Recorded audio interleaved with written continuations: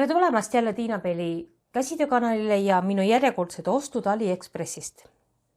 See on minu nüüd teine nii-öelda laadung ehtetarvikuid ja mul on veel ootama sees kolmas laadung. Nii et jälgige kanalit ja kõik lingid panen loomulikult siia alla.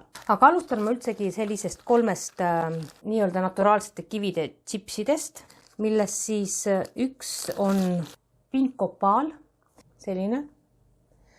Ja Pink Opal oli nüüd pildi peal neil hästi kena. Kõik olid neil välja valitud sellised ilusad roosad kivid. Siin ilmselgelt on näha sellist prügimoodi asja ka, mis siis ma ei tea, kas ma siis ta sorteerin välja, viskan osad minema või siis kasutan ja tulebki natuke sellise naturaalsem ehe sellest. Kuigi ma pean ütlema, ma ei ole sugugi kindel, et see on 100% naturaalne kivi, sellepärast et ta on nii kahtlaselt soe mul siin. Aga toas on ka muidugi soe võib-olla sellepärast. Selline pood väga kiiresti tuli kohale. Siis samast poest ostsin ma veel tumedat ametüsti. No see on hoopis teine, kui ma võtan kätte, see on ikka külm. Ja tume ametüst näeb välja selline. On suuremaid sipse, on väiksemaid ja suurus peaks olema 6–8 millimeetrit meil. Näitan ära ka kolmanda asja ja kolmandaks on siis roosa kvarts, mis näeb hoopis teistmoodi välja kui minu muud roosad kvartsist asjad. Kvaliteet on selline. Natukene nagu lillakas tundub mulle. Ei määrdunud selline. Et ma ei oska nagu soovitada. Väga kiiresti tuli kohale sellest poest. Ma vaatan, mul on ta ostetud 21. oktoober ja novembri esimese nädalal oli ta käes mul juba, nii et ruttu tuli. Järgmise poe ostud on mul siit ja siin on mul tellitud ta 4. november ja kätte sain ma 14. november, nii et täpselt 10 päeva tulid kohale. Ja ma näitan, mis ma sealt siis ära kõik ostsin. Kõigepealt on mul siis näidata sellised magevee, mis nad on siis karpidest tehtud helmed. Umbkaudse läbimõõduga 8 millimeetrit. Sellised ruudud on lõigatud roosakat tooni.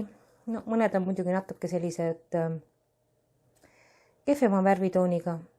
Ja huvi pärast mõtlesin, et huvitav, kas nad lähevad väga ruttu katki, siis ma vähemalt, kui ma siin proovisin seda murda, siis sõrmede vahel igast tahes ta katki ei lähe. Et täitsa kannatab mingisuguseid ehteid teha, näete, sellised näevad nad välja. Nii pikk jupp. Ja siin peaks olema 300 tükki. Päris põnev asja võib sellest saada. Siis sellest poest ostsin ma selliseid kive. Ja tegemist on siis... ei olegi kirjutatud, mis kivi see on. Kirjutatud on lihtsalt, et see on naturaalne kivi, nagu Dalmatia koer selline. Minu meelest tal peaks olema ka mingi nimetus, kas tegemist on kiviga, võib olla. Selline mustriline. Ma pean ütlema, et toote fotol on ta kaetud mingisuguse lakiga, et ta on hästi läikiv, et siin ta on ikkagi matt. Mis ta võib olla? Jaspis mingisugune. Jälle selline põnev värvivalik ettevalmistamiseks. Sellest poest veel siis jällegi ilma mingisuguse nimetuseta, lihtsalt on selline valge naturaalne kivi kirjutatud. Sügavalt jälle kahtlen, et kui palju ta nüüd 100% naturaalne on. Aga ma otsisin sellist läbipaistmatut chipsi valget. Siia on ilmselgelt sattunud hulka ka mingi läbipaistev tükikene. Sellise kvaliteediga chipsid suurused on neil 3–5 millimeetrit peaks olema. Ja sellest poest olen ostnud järjekordselt seda nii-öelda päikesekivi või liivakivi. Ükskõik, mida selle kohta öeldakse, kivi ta ei ole. Ja kui ma võrdlen nüüd seda eelmist poest ostetud liivakivi, ma panen kõrvuti. 2 poe valik, eelmises videos on mul lahti võetud võt see, siis siin on ilmselgelt sipsid suuremad. Siin on nagu mõned on ikka hästi imepeenikesed ja väikesed. Aga mulle tundub, et siin on sära rohkem. Ja ma ei teagi nüüd, mida ma sellest kõigest tegema hakkan, sellepärast mul on kunagi ostetud sealt veel selline käevõru sellest samast materjalist. mis on kohati nagu hästi särav ja siis mul tekkis selline mõte, et äkki ma selle käevõru nii-öelda lõhun ära ja kasutan käevõru tegemiseks osasid sipse, osasid neid käevõrust välja võetud kive ja teen siis mingi komplekti käevõru, kaelaehte, kõrvarõngad. Et seda kivi on mul palju. Samas poest ostsin ma hästi palju erinevaid vahehelmeid metallist. Ostsin siis hõbe, siis nii-öelda selline tume hõbe. Ostsin kuldset metallhelmest ja pronksivärvi metallhelmest. Läbimõõduga siis 4 mm ja pakis peaks olema 300 tükki. Ja ma näitan kohe ühte ehet, kus ma olen neid kasutanud taolisi helmeid.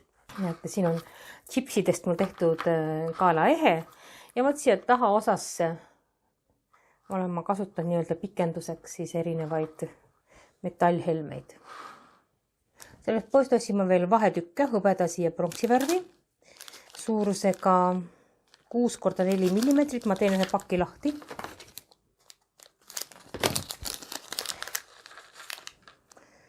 Selline vahehelmes. Aga ma vist väga kätte võtta teda ei saa, sellepärast et teda ei ole näha. Selline helmes. Korralikult tehtud, väike, läbimõõduga siis 6 mm ja paksus on tal 4 mm. 50 tükki peaks siin pakis neid olema. Ja selle poega on kõik nüüd. Järgmise poe kaup oli mul kõik tegelikult ühes sellises pakendis. Poe nimi on Janasi. Ja sealt poest ostsin ma hästi palju erinevaid kõrvarõnga konkse või neid taguseid inglise kinnitusega. Mulle endale lihtsalt muud ei meeldi. Ja ma tean, et vähemalt teiste tagasiside põhjal, et nad on kvaliteetsed. Selline inglise kõrvarõnga konks. Ja käib ta lahti siis niimoodi, et tuleb natukene seda siit üles lükata. No.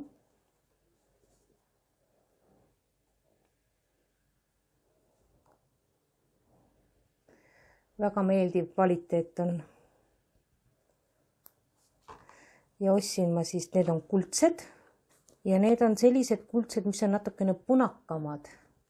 Sest kui ma vaatan nüüd teisi, need on nüüd kollane kuld. Et näete, värvivahe on sellised lehemoodi. Siin all on siis selline rõngas, mida painutades saab siia panna külge kõrvarõngad. Siia on trükitud ka mingi number, aga seda ei tasu tõsiselt võtta. Nad ei vasta mitte mingisugustele hõbeda ega kulla proovidele. Ja nad ei ole kallid, nad on euro ja eurosentidega, oleneb siis tegu moest. Ja ostsin ma ka musta värvi, tume metall, must metall, sellise filigraanse mustriga.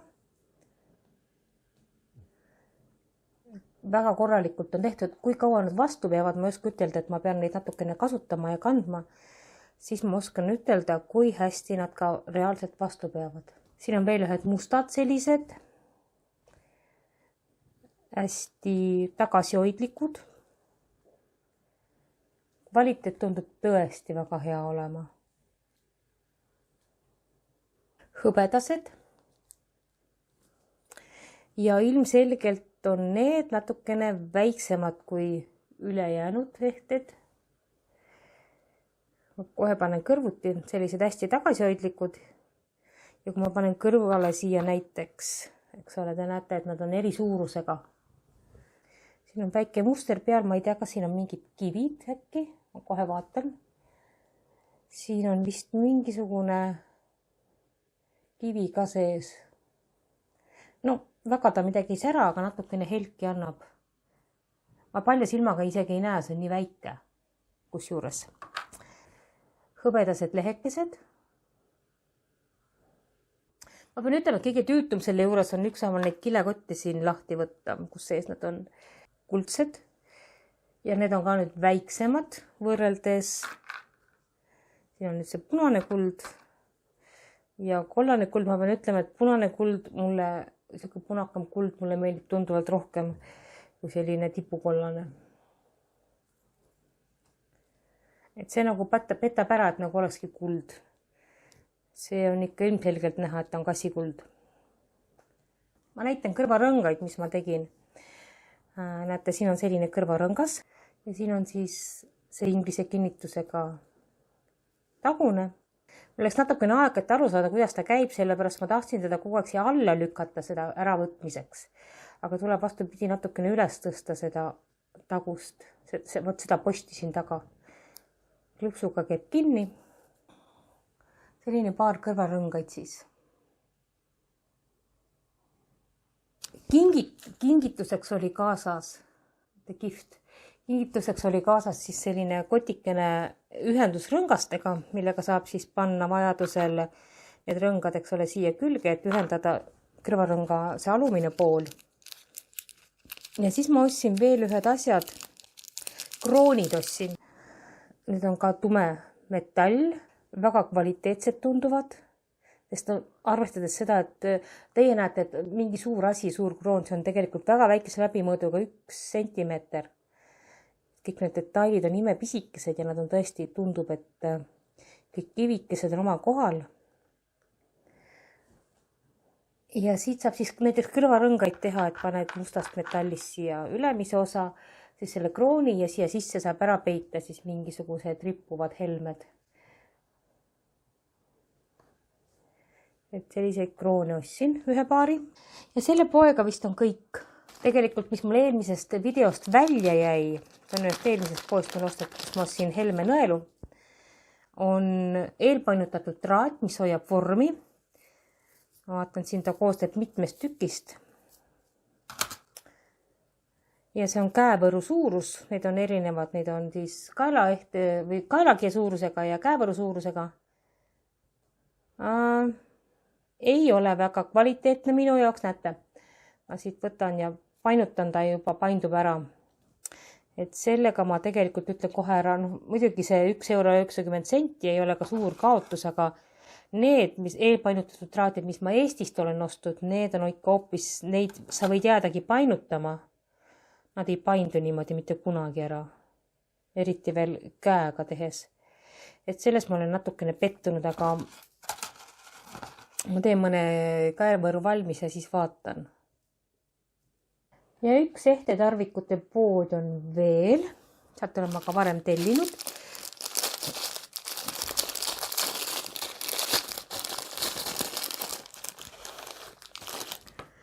Ostsin ma selliseid suuri, siis pronksivärvi vahehelmeid metallist. Siin on näha sellised. Ja suured on nad sellepärast, et nende läbimõõt 2 sentimeetrit ja 1 millimeeter korda 17 millimeetrit. Et väga suured. Selline filigraan, seal on lisaks pronksile on ka hõbeda värvi.